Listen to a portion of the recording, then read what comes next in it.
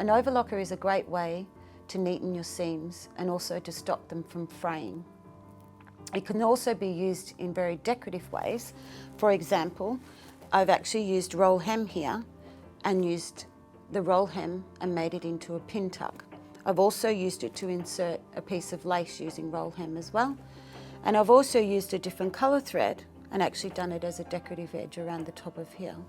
Roll hem is also great on the edge of a scarf or a wrap. If we were going to use woven fabric to overlock, we would not need to adjust our differential feed from 1.0.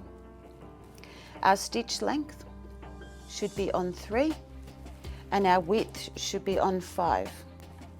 Now I do have my blade as a cutting, so I am going to trim the edge of the fabric off as it overlocks. That's what an overlocker is designed to do. Close your door, place your fabric underneath the foot and lower the fabric. Place your trim tray back onto the machine so that all your excess cut-off is caught into the tray.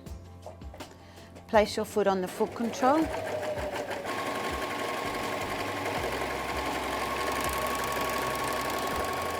When you get to the end of the seam, if you just run your excess stitching runoff under the blade, it will actually cut the thread for you.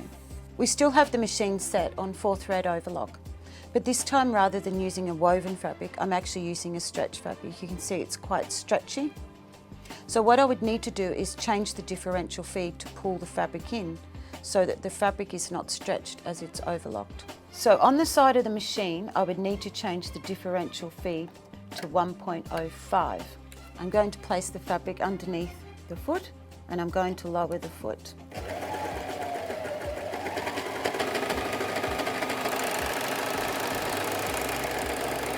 Come back around and just trim your thread off using the blade.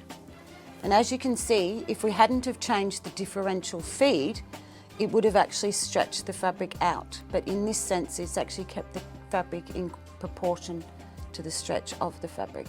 Now I'm going to show you how to set the machine up to do roll hem. We're actually going to roll hem the edge of this fabric. We will need to change all the threads to some threads that match the fabric. But rather than re-thread the overlocker, we'll just trim the threads down here and tie it on. Place your new thread on the spool holder and tie the thread to the white thread that the machine is already threaded with. Remove your trim catcher, open up your trapdoor. All we need to do is make sure that none of the threads get caught in the tension here. So I can actually pull each thread. The other thing that we need to do is remove the left-hand needle from the machine. Taking the Allen key that came with the machine, you need to hold the needle with your fingers and undo the screw, turning it to the left. Remove the needle, making sure that you do the screw back up tightly so that it doesn't vibrate out of the machine while you're using it. Because of the type of fabric that we're using here, what I need to do is disengage the blade so that it doesn't cut the edge of the fabric, and that will actually allow a little bit of my fabric to roll into the roll hem, giving me a better result. To do that, I would need to remove my blade at the side here. Grab hold of the grey lever, pull it out and lower the blade until it clicks into place. The stitch finger is placed here and you remove it out of the machine like so. It also has a storage place here so that you don't lose it. Now you can close the trapdoor. I also need to change some of the settings on the machine, like the stitch length, for example. On the side here, I need to change it to R for roll hem. The width here is already on R, see on the side there. And the differential feed, I would probably put on 1.0.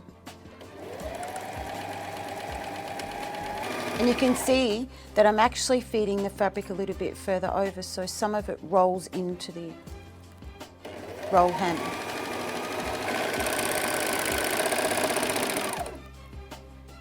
use your scissors to trim it off.